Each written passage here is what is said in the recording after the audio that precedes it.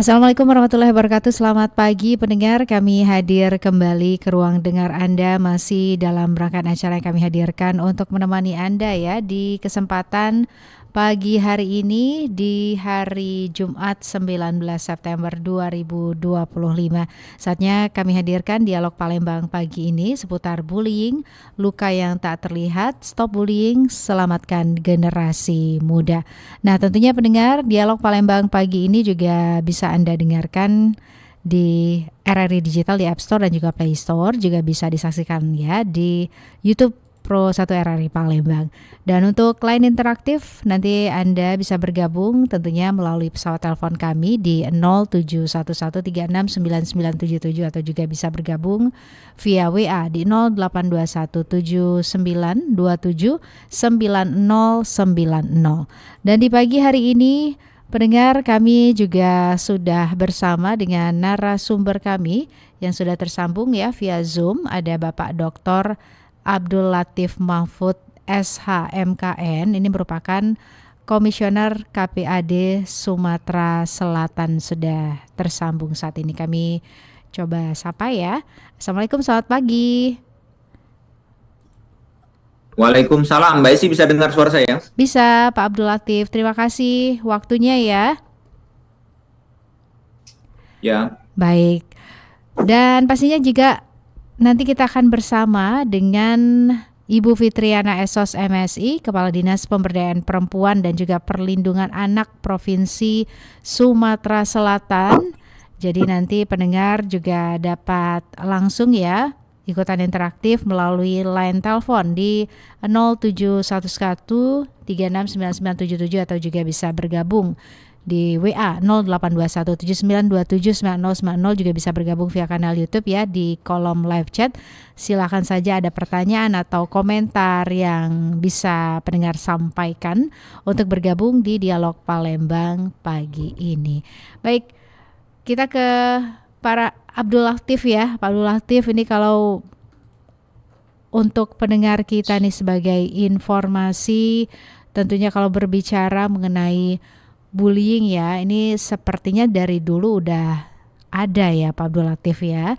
Nah, bagaimana sekarang ini tentunya untuk pendengar juga yang bisa dilakukan ya untuk mengantisipasi agar bullying ini tidak terjadi seperti itu.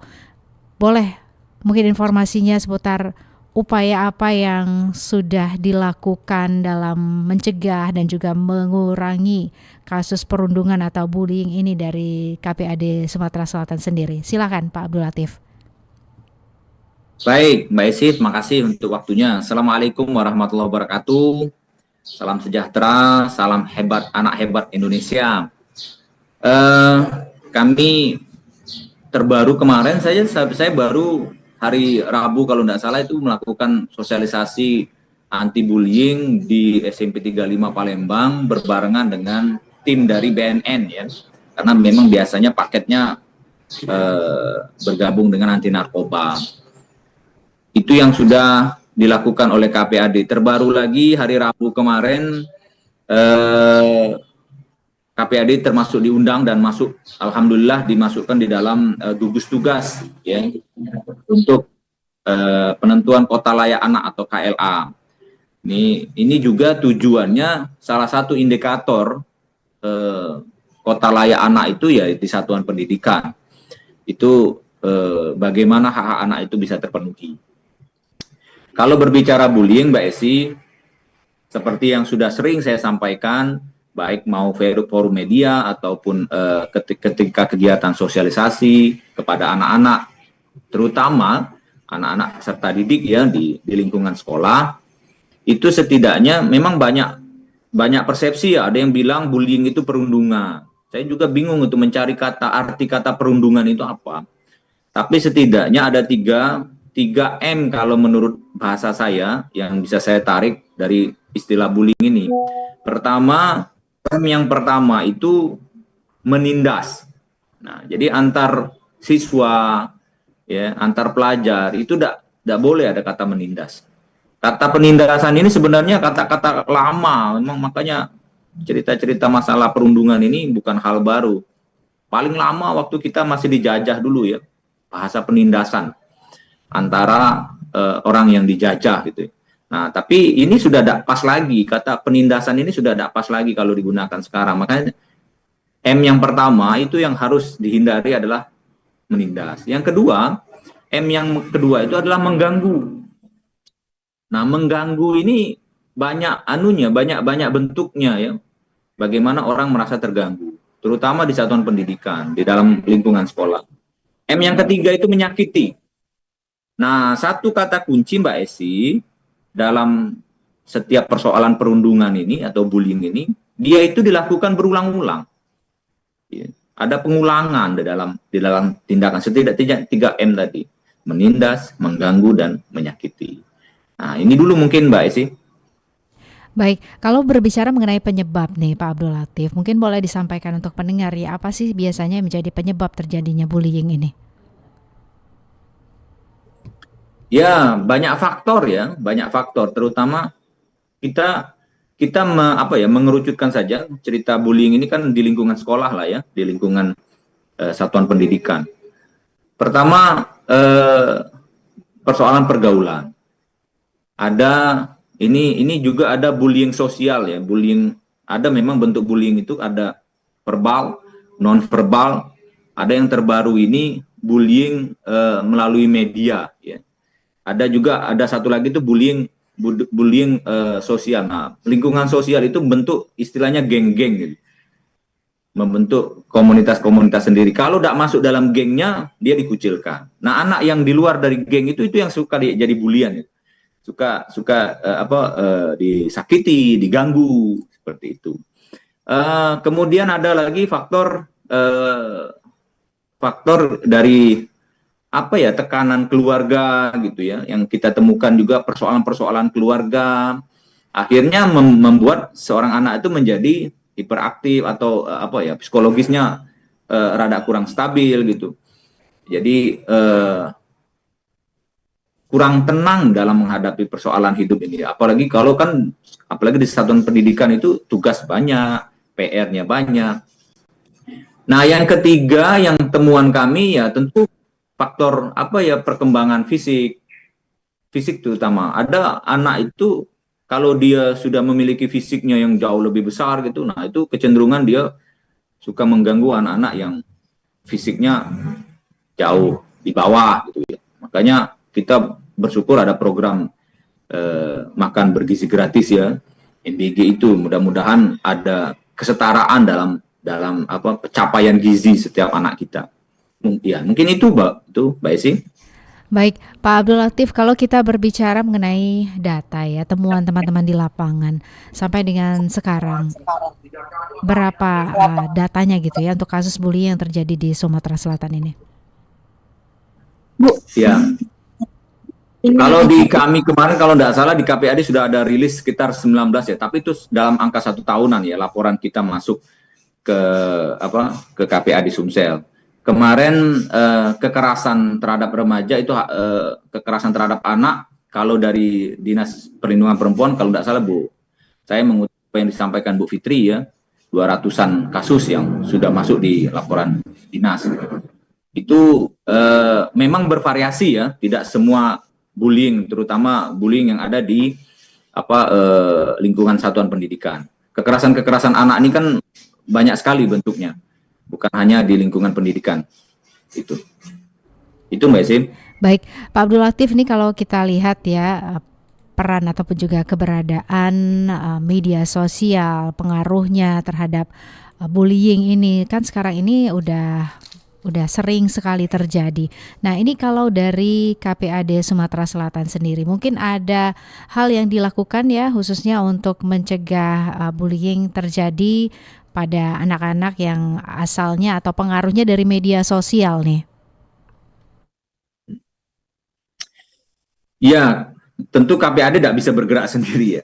Kami kemarin ikut di rapat koordinasi di Polda terkait dengan ada anak-anak yang dilibatkan di dalam perjudian online, dijadikan marketing.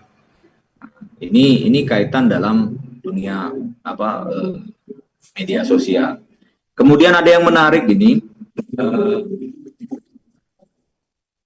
Mbak Esi, terkait dengan ada perkembangan sosialisasi terkait dengan Permendikbud nomor 46 tahun 2023, ya, di mana tujuan dikeluarkannya Permen ini, kalau diistilahkan nomenklaturnya itu PPKSP, ya, pencegahan dan penanganan kekerasan di satuan pendidikan, di mana diharapkan luaran dari Permen ini nanti dibentuk tim PPK, pencegahan dan penanganan kekerasan di lingkungan sekolah masing-masing. Nah, ini bentuknya bisa bersinergi.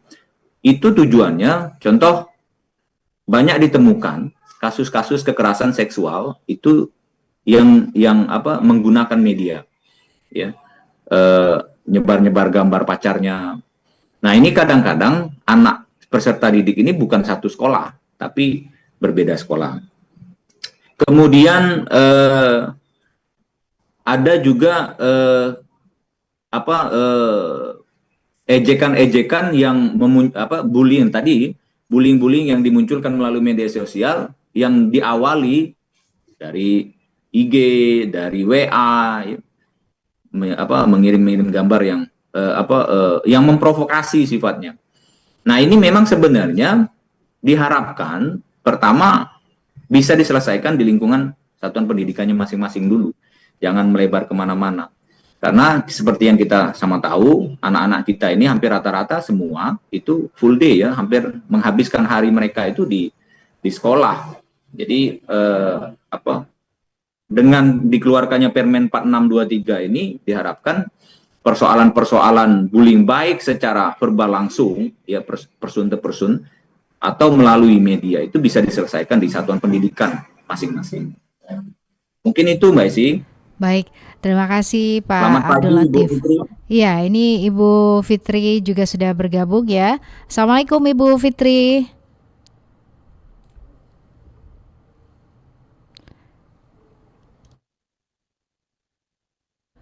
Matikan. Iya, baik Ibu Fitri, terima kasih waktunya, ya. Iya. Iya, tadi Pak kita Latif, apa kabar? silakan menyapa dulu Pak Abdul Latif, ya. Iya. Baik. Iya, Mbak Ya, Esi, gimana Mbak Esi? baik. Terima kasih untuk waktunya. Ini kita bersama dengan Pak Abdul Latif, ya. Tadi kita sudah mulai terlebih dahulu menyoroti seputar Iya. bullying, luka yang tak terlihat, stop bullying, selamatkan generasi Iya. muda. Jadi pendengar juga kita undang peran sertanya untuk bergabung di pagi hari ini. Kami juga saat ini sudah bersama dengan Ibu Fitriana, Esos MSI, Kepala Dinas Pemberdayaan Perempuan dan juga Perlindungan Anak Provinsi Sumatera Selatan via Zoom, ya. Iya. Dan pendengar yang ingin ikut bergabung juga bisa melalui line YouTube, ya. Boleh ikutan langsung di kolom live chat YouTube Pro 1 RRI Palembang. Juga bisa bergabung via WA di 082179279090 dan juga langsung menghubungi kami di line telepon 0711369977. Baik, kita ke Ibu Fitriana, ya. Baik, Ibu Fitriana, ini kalau berbicara mengenai tupoksi dari Dinas Pemberdayaan Perempuan dan juga Perlindungan Anak Provinsi Sumatera Selatan, tentu udah ada upaya-upaya yang dilakukan, ya, untuk mencegah dan juga mengurangi kasus perundungan atau bullying ini. Seperti apa informasinya, Ibu? Ya, terima kasih sebelumnya Mbak Esi sudah mengundang kami pada pagi hari ini. Mohon maaf tadi terlambat. Barangkali tadi sudah disampaikan juga beberapa hal oleh Pak Latif dari KPAD Sumatera Selatan. Jadi pada prinsipnya kami selaku Dinas Pemberdayaan Perempuan Perlindungan Anak berupaya untuk memitigasi korban-korban kekerasan baik itu terhadap perempuan maupun terhadap anak melalui advokasi, sosialisasi, kemudian program-program lintas sektoral, seperti kemarin kita melaksanakan MOU dengan Pengadilan Tinggi Agama se-Sumatera Selatan, ini dalam rangka upaya untuk juga memberikan perlindungan terhadap perempuan dan anak bagi yang orang tuanya bercerai. Kemudian juga kita melakukan edukasi, sosialisasi ke sekolah-sekolah, baik itu terhadap anak-anak maupun juga terhadap guru-gurunya. dan juga kepada para orang tua kita lakukan edukasi, karena ini pencegahan kekerasan ini membutuhkan lintas sektoral, baik itu peran dari orang tua atau keluarga itu sendiri, kemudian tenaga pendidik, dan tentunya peran serta dari masyarakat serta lingkungan di sekolah di mana anak-anak itu sendiri melaksanakan aktivitas belajarnya. Seperti itu Mbak Esi. Baik. Nah, Ibu Fitri, ini kalau kita berbicara mengenai anak-anak ya yang menjadi korban bullying, ini seperti apa penanganan kasusnya, Bu? Ya, kalau terkait dengan korban, kita ada UPTD, unit pelaksana teknis terkait dengan perlindungan perempuan dan anak. Jadi jika ada korban, kita dari UPTD PPA bersama-sama dengan KPAD langsung kita turun ke lapangan untuk mendampingi korban ya, dengan memberikan asesmen. Jika dia membutuhkan pendampingan psikologis, kita berikan pendampingan psikologis. Jika dia membutuhkan pendampingan untuk aparat penegak hukum, maka juga kita akan melakukan pendampingan dengan mendampingi untuk melaporkannya ke aparat penegak hukum, seperti itu. Baik Ibu Fitri, juga Pak Abdul Latif, kita juga sudah menerima atensi dari pendengar. Ini kita sapa ya, Pro 1, selamat pagi. Selamat pagi, Assalamualaikum. Waalaikumsalam warahmatullahi wabarakatuh. Pak Irwansyah dari Bandung Timur ya? Iya. Silakan Bapak. Selamat pagi, Assalamualaikum, Ibu, Bapak narasumber ya, yang saya hormati. Ini dari KPAD ya, yang jadi Komisi Perlindungan Anak ya. Begini tentang masalah bullying kan sekarang sudah menjadi tren di mana-mana. Ini mungkin akibatkan dari akibat kebebasan dengan teknologi ada sini ya. Kalau zaman era saya tidak ada yang namanya bullying seperti itu kan. Nah ini terjadinya sekarang mungkin akibat canggihnya masa teknologi itu kan. Nah di sisi lain kan teknologi bisa membantu, di sisi lain juga bisa digunakan untuk kejahatan lah, sebut aja seperti itu. Seperti kasus yang di Garut, tapi kan waktu kasus di Garut sampai anak siswa bunuh diri kan akibat dicemoohan oleh rekan-rekannya. Tapi pihak sekolah kok menolak. Lucu kan seperti itu, bukan masalah dicemoohkan, dihina, itu kasus di Garut. Nah sekarang beginilah, tawuran gitu kan seperti sekarang ini. Nah bagaimana menyikapi tentang masalah itu sekarang kan pemberakatan mungkin isinya bahkan dari rumah dulu. Saya juga sama Bu, punya siswa. Alhamdulillah kalau siswa saya kan pulang sekolah misalkan jangan kemana, bukan mengekang, tapi misalkan keluar pakai sepeda, mau kemana tujuannya? Kalau tidak sekolah, sepeda motor kunci diambil sama saya. Kenapa? Dia takut jam sekolah belum datang langsung telepon ke sekolah, dicari ke sekolah. Kalau saya itu kan seperti di antara. Nah sekarang begini Bu, saya prihatin lah. Ini mungkin PR kita semua, terutama pihak orang tua yang betul-betul harus betul-betul adalah mengawasi. Nah masalah bullying memang sekarang sangat memprihatinkan. Generasi sekolah anak-anak belajar kan sebagai generasi pemuda kan, generasi penerus kita kan. Itu bahkan bullying juga itu banyak. Nah sekarang apalagi saya sekarang begini, maaf sedikit bukan menyimpang, saya prihatin juga Pak Bu melihat di bagian media tentang kasus di Probumuli di mana seorang wali kota yang sewenang-wenang mengeluarkan kepala sekolah. Itu masuk bullying tidak? Terima kasih. Assalamualaikum. Waalaikumsalam warahmatullahi wabarakatuh. Terima kasih Pak Irwansyah dari Bandung Timur sudah bergabung ya, menyoroti masalah bullying ini menjadi tren, tapi tren yang nggak bagus untuk diikutin ya Bu ya. Iya betul. Okay. Baik, boleh komentarnya Ibu Fitriana terlebih dahulu, silakan. Baik, tentunya saya sepakat dengan apa yang disampaikan oleh Bapak siapa tadi dari Bandung Timur. Pak Irwansyah. Pak siapa? Pak Irwansyah. Pak Irwansyah, iya saya sepakat sekali. Jadi di sini saya sampaikan tadi di awal perlunya kita sinergi, kolaborasi lintas sektor. Jadi peran strategis, peran sentral itu berada di keluarga. Jadi anak-anak itu biasanya kalau dari rumahnya sudah baik, insya Allah dia di lingkungan, apakah itu di lingkungan sekolah ataupun di lingkungan masyarakatnya, maka dia akan baik ya.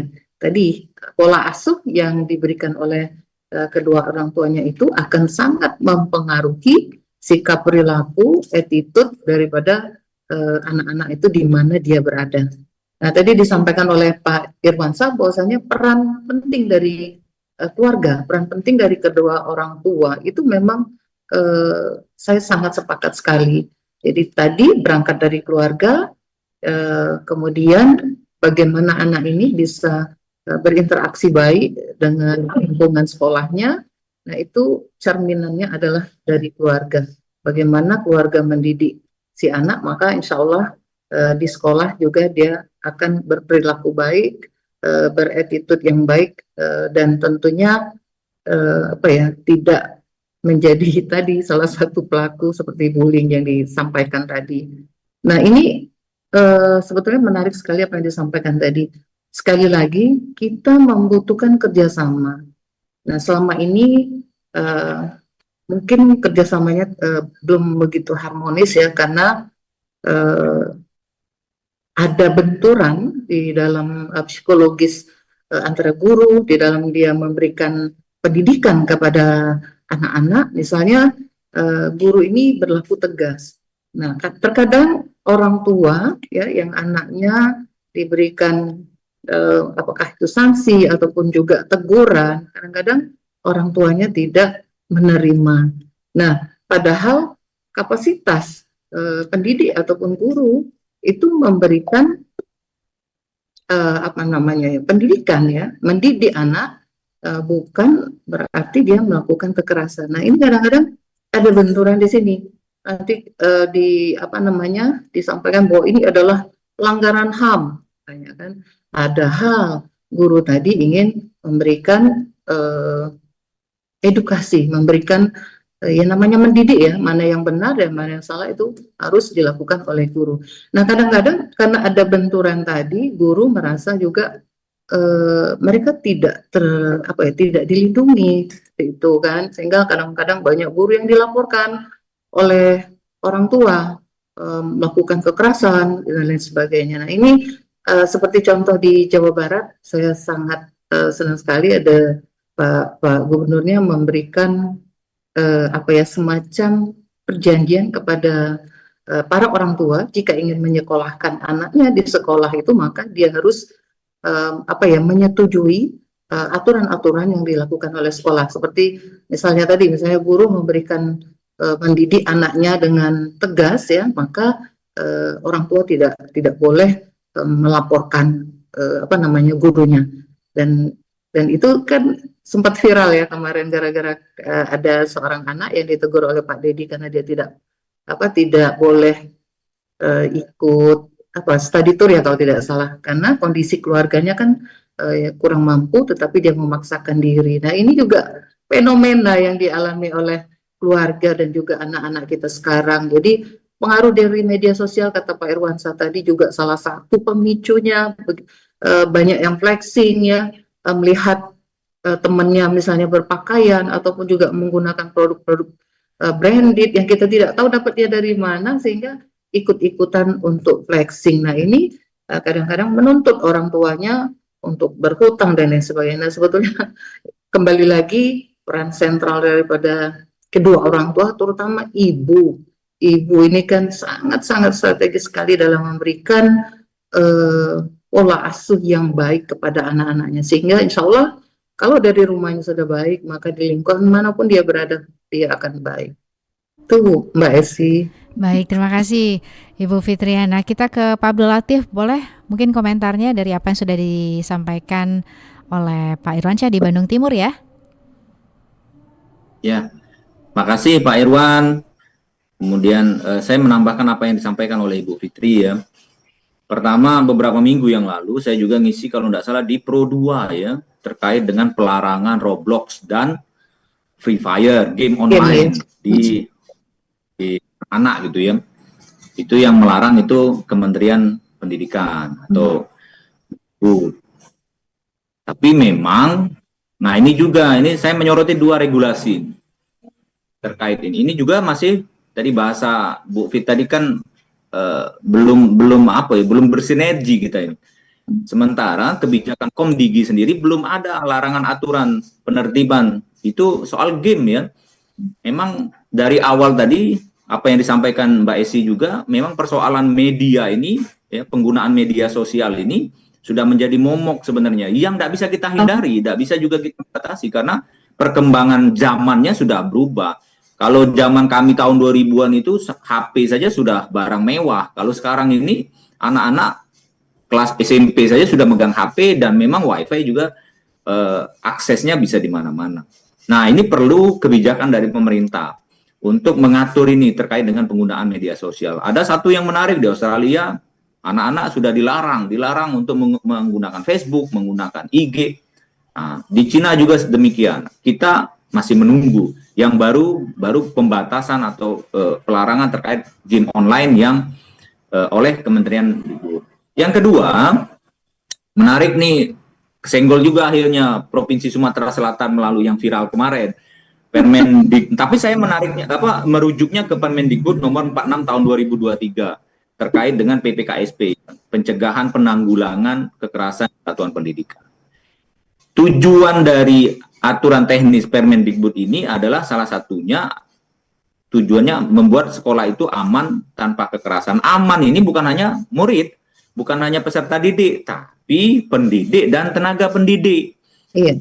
Betul, analisisnya Pak Erwin tadi, apa yang terjadi di kabupaten atau salah satu kota kami itu di Provinsi Sumatera Selatan itu harusnya masuk itu dalam perundungan.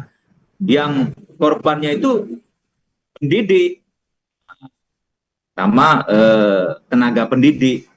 Nah, ini di Permen nomor 46 tahun 2023 ini dikasih apa ya? Ada peluang untuk pendidik dan peserta didik, tenaga pendidik itu dilindungi dari hal-hal yang mengganggu kenyamanan mereka dalam menjalankan tugas pokok dan fungsinya di satuan pendidikan. Ini menarik nih. Dan tinggal sekarang efektivitas dari Permen ini sudah bagus, regulasinya sudah bagus. Kementerian Pendidikan ya dari dua hal regulasi yang saya sampaikan tadi harus kita acungi jempol lah. Responnya luar biasa karena memang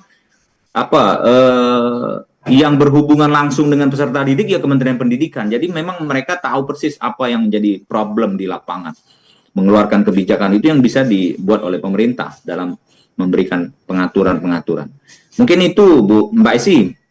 Baik, Pak Abdul Latif juga Ibu Fitri, terima kasih informasinya. Kita masih akan terus bersama pendengar di pagi hari ini dalam Dialog Palembang pagi ini. Untuk Anda pendengar yang ingin ikut bergabung ya, silakan, kami tunggu atensinya, bisa langsung menghubungi kami melalui line telepon di 0711369977 atau Anda juga bisa bergabung via WA di 082179279090. Kita kembali ke penelpon ya.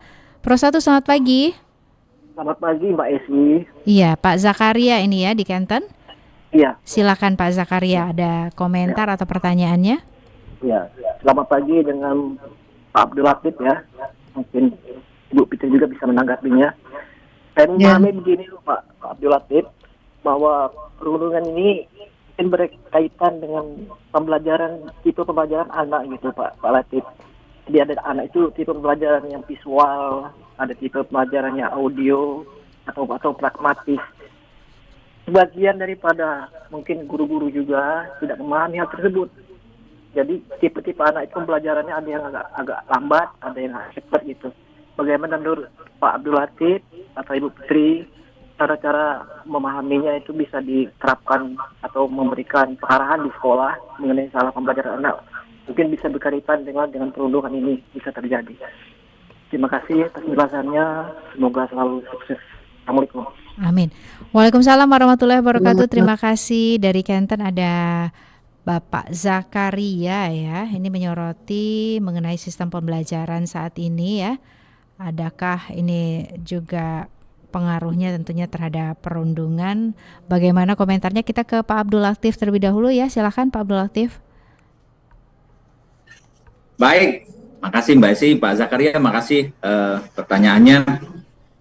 sebenarnya kurang pas sebenarnya. Harusnya yang jawab ini Dignas ya, terkait dengan kurikulum. Kalau Baik. itu sudah masuk ke kurikulum. Ya. Bagaimana catatan dari Pak Zakaria tadi, banyak juga tenaga pendidik itu yang nggak paham dengan kurikulumnya. Akhirnya capaian pembelajarannya tidak sampai.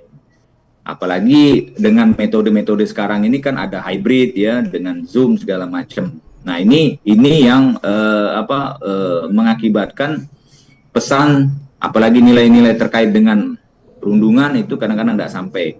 Nah kalau terkait dengan kurikulum ya atau proses pembelajaran, mekanisme pembelajaran, saya meyakini sebenarnya tenaga-tenaga pendidik yang ada di lingkungan sekolah itu selalu ada update ya, ada update pengkinian terkait dengan kurikulum. Cuma memang kita ini juga kesulitan kita itu kurikulum yang selalu berubah. Ya, baru kemarin Merdeka Belajar ini sudah mau deep learning, pembelajaran mendalam. Walaupun kata beberapa pakar-pakar pendidikan hanya kadang-kadang pengistilahan yang berbeda. Nah, tapi setidak-tidaknya bagi tenaga-tenaga pendidik yang perlu ada kajian lagi bagaimana. Zoom satu lagi. Silakan Pak Abdul Latif. Ya, jadi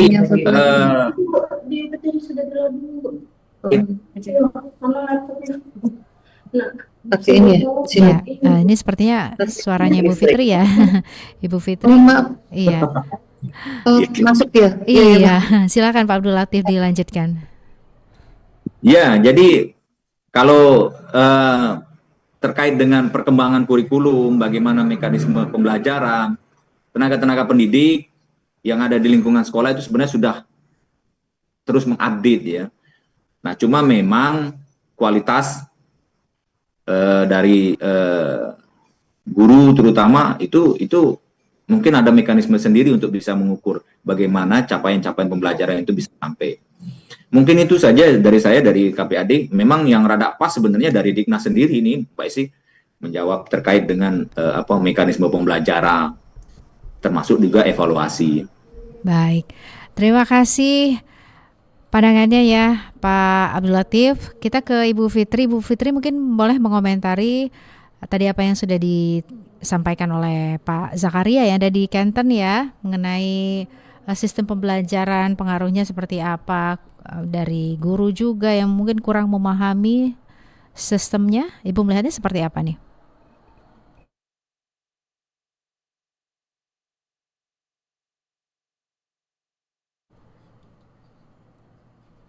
Ya, silakan Ibu Fitri, sepertinya belum ini ya. Oke, silakan dibuka terlebih dahulu mic-nya. Oke, silakan Ibu. Sudah oke? Iya. Baik, terima kasih. Tadi apa yang disampaikan oleh Pak Latif sebetulnya sudah dijawab juga ya dari pertanyaannya Pak Zakaria. Memang ini mungkin harus Dignas yang menjawab. Tetapi kalau saya menggarisbawahi peran daripada guru ini juga sangat strategis sekali. Memang guru ini harus selalu di-upgrade pengetahuan wawasannya sehingga bisa menyesuaikan dengan situasi dan kondisi, juga menyesuaikan dengan kebutuhan anak didik ya. Karena anak-anak ini kan anak-anak sekarang ini dia sangat cepat sekali beradaptasi dengan terutama itu media sosial, dunia digital dan lain sebagainya. Sehingga guru pun harus cepat menyesuaikan. Nah, kalau saya lihat ada di beberapa PAUD ataupun TK, ini bagus sekali pola pendidikannya. Jadi dia memberikan kesempatan kepada anak-anak itu untuk mengeksplor kemampuannya di dalam berbicara, mengeksplor juga apa sih yang bisa diungkapkan oleh anak-anak ya melalui pemahaman seumur anak-anak itu sendiri. Misalnya dia melakukan kegiatan kunjungan misalnya ke desa ataupun juga misalnya nih contoh ke perpustakaan misalnya. Nah, setelah pulang dari situ anak-anak diminta untuk menyampaikan apa sih yang yang kalian dapatkan misalnya dari kunjungan ini, kemudian apa manfaat membaca, apa namanya, kalian akan terus misalnya melakukan membaca di rumah ataukah hanya di sekolah. Ini ada semacam apa ya, dialog interaktif, komunikasi dua arah antara murid dengan guru, sehingga anak tadi berani menyampaikan, mengeksplorasi apa yang dirasakan oleh anak. Jadi ini juga terkait dengan yang disampaikan Pak Jakaria tadi, nyambung nggak nih apa yang ditanyakan guru dengan jawaban anak, bahkan sebaliknya seperti itu. Jadi memang perlu apa ya, dua sisi yang sama-sama harus dilakukan upgrade, terutama oleh para guru, harus memahami psikologis anak, memahami juga talenta anak. Jadi kita tidak bisa juga memaksakan bahwa semua anak itu harus pintar matematikanya, semua anak itu harus pintar misalnya IPA-nya, ataupun juga apa namanya, materi-materi yang lain. Karena semua anak itu terakhir memiliki DNA talent, ya, kecerdasan yang berbeda-beda, sehingga guru tadi yang dimaksud Pak Jakaria harus bisa memahami psikologinya. Oh, anak ini hobinya di sini, maka anak ini tadi difokuskan atau diarahkan untuk menekuni bidang ini. Mungkin seperti itu, Mbak Esi. Baik. Jawaban dari saya. Terima kasih. Ya. Ibu Fitri dan juga Pak Abdul Latif, nanti kita akan lanjutkan ya dialog kita pada kesempatan pagi hari ini. Kita jeda sebentar, pastinya pendengar tetap terus bersama kami di 92,4 FM Pro 1 RRI Palembang, kanal informasi dan inspirasi.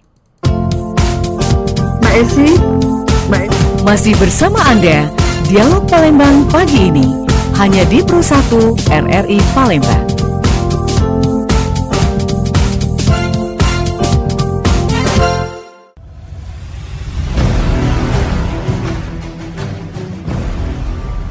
Menurut hasil riset Digital Civility Index pada Mei 2020 oleh Microsoft, Indonesia menempati urutan pertama sebagai negara paling tidak sopan se-Asia Pasifik. Sebanyak 27% responden mengaku pernah mengalami hate speech, 43% lainnya menerima berita hoax dan penipuan, sedangkan 13% lainnya merasakan tindakan diskriminasi. Selain itu, yang tengah marak terjadi belakangan ini adalah perilaku cyberbullying atau perundungan sosial di dunia digital. Beberapa contoh cyberbullying adalah doxing, membagikan data personal seseorang ke dunia maya, kemudian cyberstalking, mengintip dan memata-matai seseorang di dunia maya, termasuk membalas dendam melalui penyebaran foto atau video vulgar yang bisa juga untuk memeras korban. Setiap orang perlu memahami dampak dari cyberbullying bagi korban, karena pada dasarnya sebagian pengguna juga tidak sadar saat berperilaku di media sosial. Padahal, baik di kehidupan nyata maupun maya, kata-kata yang ditulis melalui kolom komentar juga ikut mempengaruhi korban. Secara mental, korban bisa merasa kesal, malu, bodoh, bahkan marah. Sementara secara emosional, korban bisa merasa malu dan kehilangan minat pada hal yang disukai. Bahkan, dampaknya juga bisa ke fisik korban, seperti lelah karena kurang tidur atau mengalami gejala sakit perut dan sakit kepala.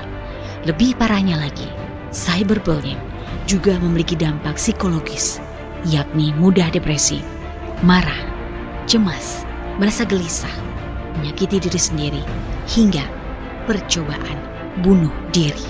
Dampak sosialnya, korban bisa mengucilkan diri, merasa kehilangan kepercayaan diri, lebih sensitif kepada teman, bahkan keluarga. Stop cyberbullying.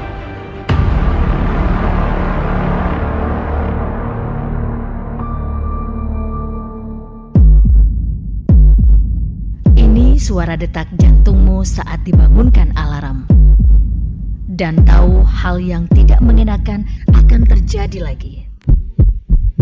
Ini suara detak jantungmu saat tiba di sekolah. Namamu dipanggil dengan nada marah. Suara derap jantungmu saat menerima kejaran dengan ancaman. Suara dentuman jantungmu saat amarah, mereka cuma bisa pasrah dan kamu terima. Kamu yang bertanya, kapan ada akhirnya? Atau Jangan-jangan harus berakhir seperti ini adanya. Stop bullying di sekolah. Berani bertindak, saling menjaga, dan pastikan kita selalu ada untuk mereka. Bullying adalah penggunaan kekerasan, ancaman, atau paksaan untuk menyalahgunakan atau mengintimidasi orang lain. Bullying sudah ada sejak dulu, namun kembali lagi muncul menjadi permasalahan di Indonesia sekarang ini. Remaja BG merupakan pelaku sekaligus korban yang paling rentan melakukan dan terkena bullying. Bullying ini awalnya mungkin hanya untuk seru-seruan, namun siapa sangka bullying dapat memberikan dampak terhadap korban mulai dari gangguan psikologis, trauma, bahkan tidak mau bergaul dan lebih parah lagi ingin mengakhiri hidupnya.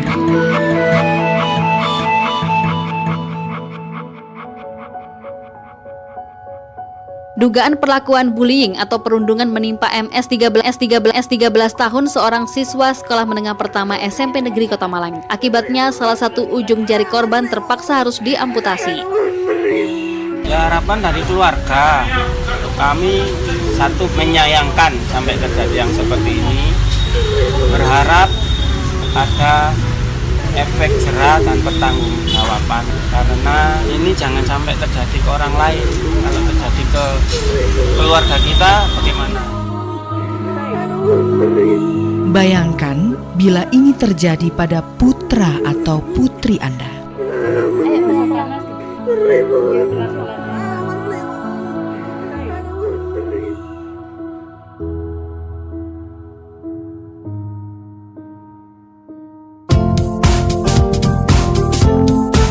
Masih bersama Anda, Dialog Palembang pagi ini, hanya di Pro 1 RRI Palembang.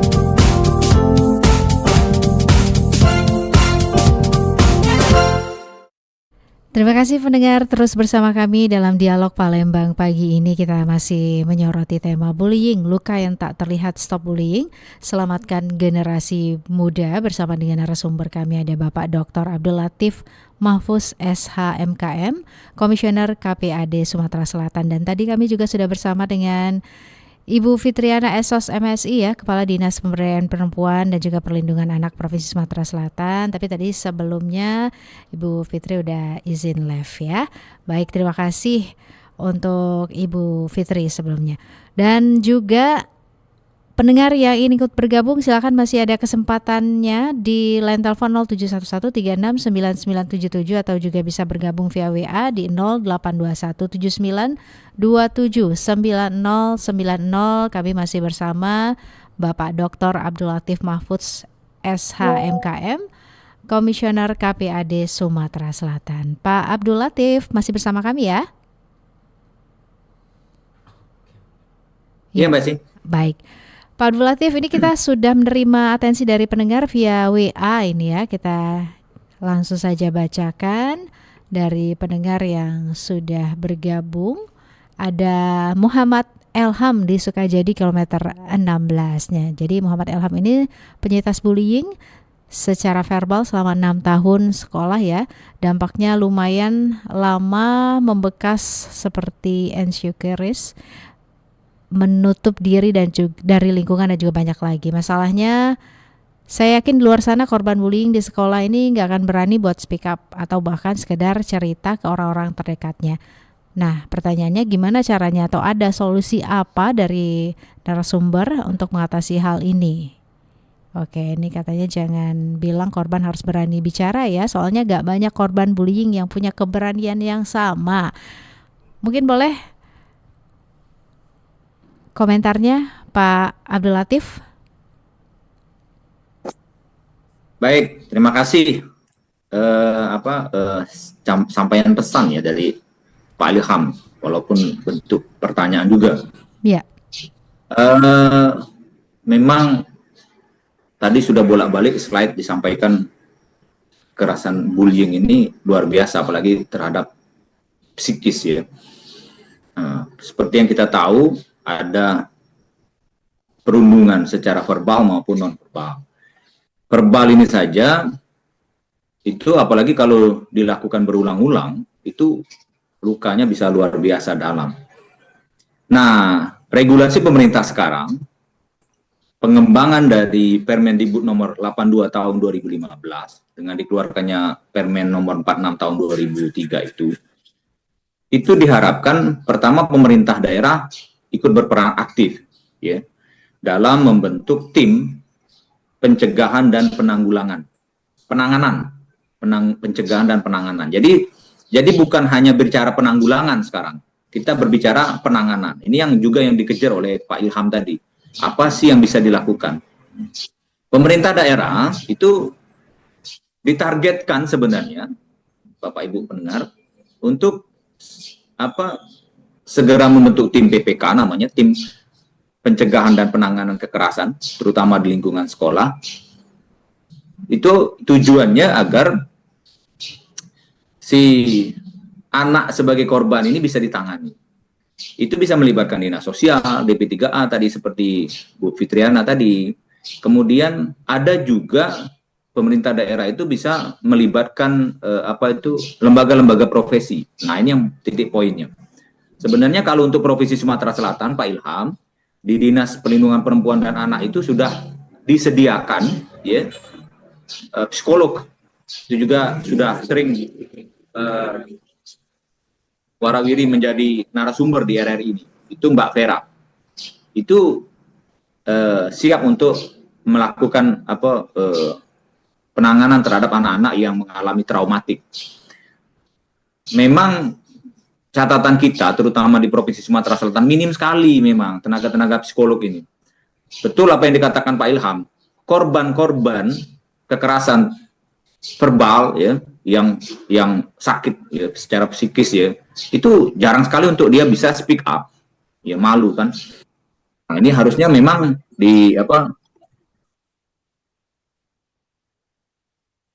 disampaikan atau dibentuk sebuah, tapi instrumen itu di Provinsi Sumatera Selatan ini alhamdulillah sudah ada.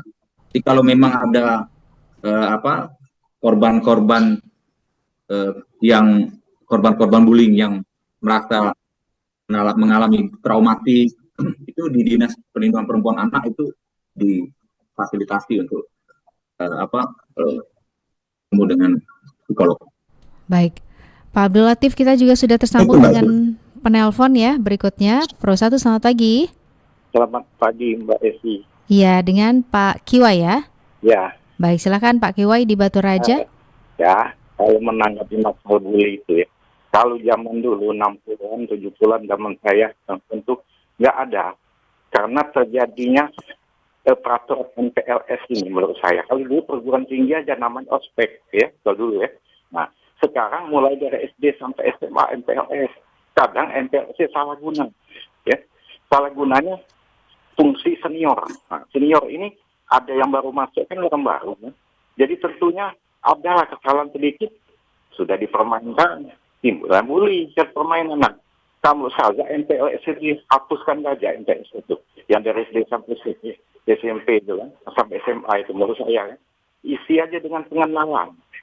Pengenalan antar senior, pengenalan di acara rohanian, pengenalan atau misalnya masalah wawasan Nusantara ini kan.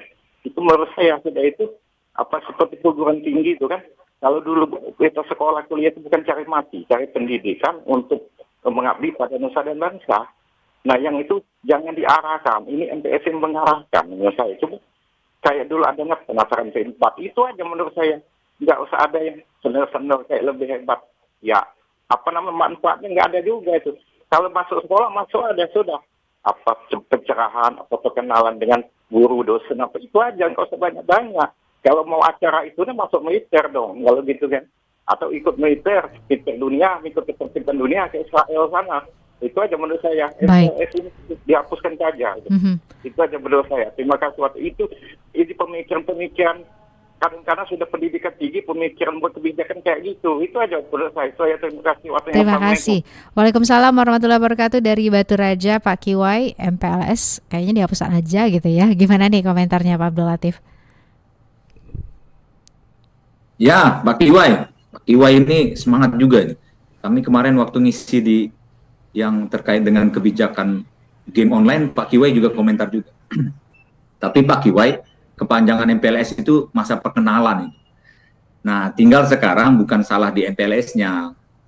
Metode-metode lama yang memunculkan kekerasan. Betul sebenarnya, sepakat saya dengan Pak Kiwai. Kalau tidak benar-benar, MPLS itu pintu awal bullying. Pintu awal kekerasan bullying itu dari MPLS.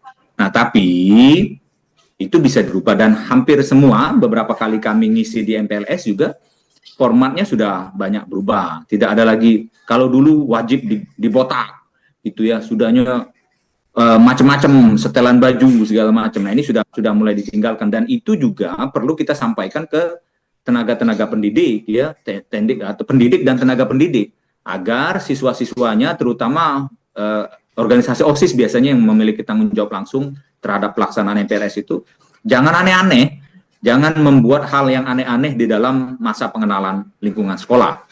Betul apa yang disampaikan Pak Kiwai ya. Dibuatlah acara-acara yang memang positif dan konstruktif ya.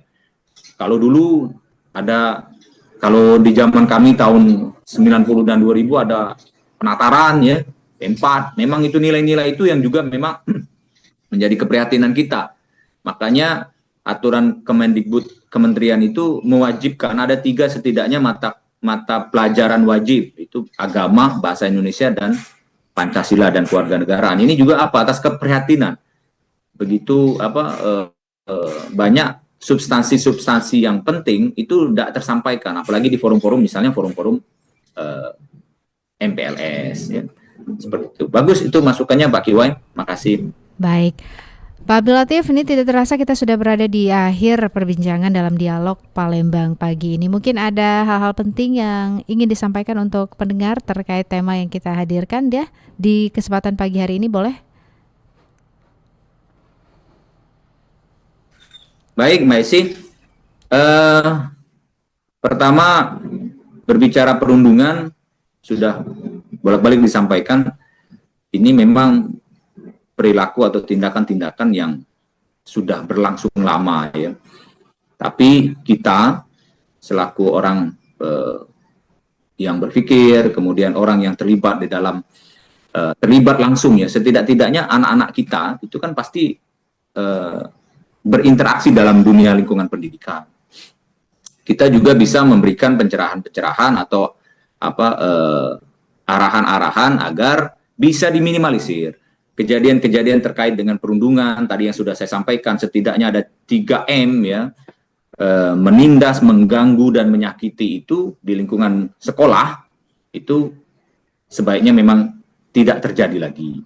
Yang kedua, sepakat saya dengan kebijakan terbaru terkait dengan Permen 46 tahun 2023, Permendikbud itu, sekarang ini yang dilindungi itu bukan hanya anak sebagai korban, tapi juga saksi-saksi. Nah, tadi kan sudah ada yang menyampaikan tadi, Pak Ilham kalau tidak salah, hampir semua orang takut atau malas ya speak up kalau sudah jadi korban. Nah, saksi-saksi pun itu juga harusnya dilindungi.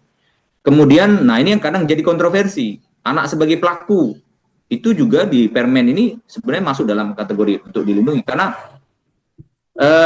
walau bagaimanapun mungkin dia salah didik, salah pergaulan sehingga dia melakukan bullying. Nah, walau bagaimanapun anak sebagai pelaku juga itu memiliki masa depan yang perlu kita perhatikan. Ini perluasan dari Permen 82 tahun 2015. Jadi pemerintah sudah sangat aware, sudah sangat perhatian terhadap persoalan-persoalan perundungan ini. Mudah-mudahan juga keterlibatan dari pemerintah daerah ya. Kita bersyukur pemerintah daerah kita, terutama Provinsi Sumatera Selatan, sudah banyak juga mengeluarkan kebijakan-kebijakan. Kami juga KPAD termasuk dalam Satgas di lingkungan Dignas Kota Palembang, ya, Satgas dalam kekerasan di lingkungan sekolah. Karena memang Satgas-Satgas ini walaupun sudah ada, kadang-kadang juga masih kelolosan ya. Ada beberapa persoalan yang kadang-kadang tidak sampai dan terselesaikan. Mungkin itu Bu Mbak Esi dari kami Komisi Perlindungan Anak Provinsi Sumatera Selatan.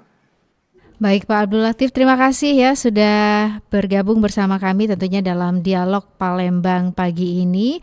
Semoga apa yang sudah kita perbincangkan di pagi hari ini dapat bermanfaat untuk pendengar. Salam sehat, selamat beraktivitas kembali Pak Abdul Latif. Assalamualaikum. Waalaikumsalam. Ya, pendengar, demikian ya dialog Palembang pagi ini. Kita tadi sudah menyoroti mengenai bullying, luka yang tak terlihat. Stop bullying, selamatkan generasi muda dalam dialog Palembang pagi ini.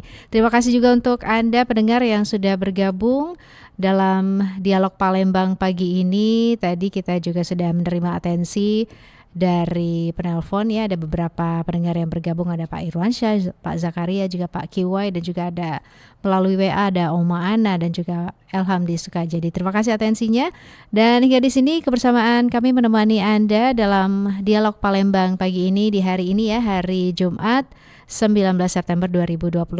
Mewakili teman-teman yang bertugas, saya Esi mengucapkan terima kasih sekali lagi. Tetap terus bersama kami untuk mengikuti rangkaian acara kami berikutnya. Nanti kami akan hadir untuk Anda ya dalam program Halo RRI. Baru saja Anda ikuti dialog Palembang pagi ini.